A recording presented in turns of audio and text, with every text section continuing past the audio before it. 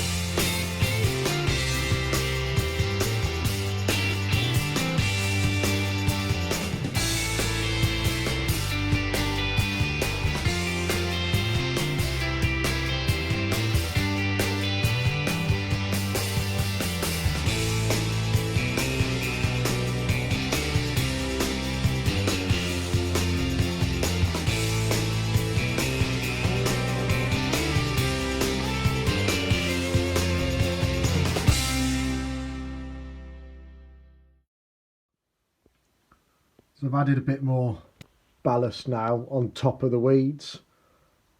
I changed my mind in the end. I figured there was a little bit too much vegetation between the lines there, and I think I probably still will just weather the track down with some sleeper grime. I might have a play with maybe a slightly lighter colour. I just want to try and get this area looking a little bit dustier and a bit whiter, so I think maybe the front edge of the platform, I think the sleepers need to be more of a white than grime on there, but I'll let that dry overnight now and I'll have a play with the airbrush tomorrow. So I'm just having a quick look through one of my books. Highly recommend this if this is the area that you plan on modelling as well. It's all in black and white because a lot of it's from the old. You can see there's a 37 there, so this book does go all through the generations, but looking at most of the track work around any of the quarries, it certainly suggests that it was quite light and quite white on the track work in the sidings. So I think over at the quarry I certainly need to start making this area a lot whiter than the main lines that are running round the back. So perhaps I'll get some sleeper grime, add a load of white to it, so I've got a really off white, and see if I can get these sleepers quite a white colour, almost the same colour as what's coming out the hopper. I think that's what I'm going to try and work towards, and I think that might give you some nice variation between the grubby main lines and the whiter, dustier lines that are in the relief, so in the sidings and these exchange sidings here. So all this has got to be weathered in yet. I've actually changed ballast at this point. I just changed my mind. This is the grey, the first bit I did. I was going to redo it, but at the end of the day I think it's nice to give it some variation, as if this has been ballasted slightly more recently, supplied from the quarry perhaps, might be the story for it. But I certainly need to work on getting the correct colour over these rails and these sleepers.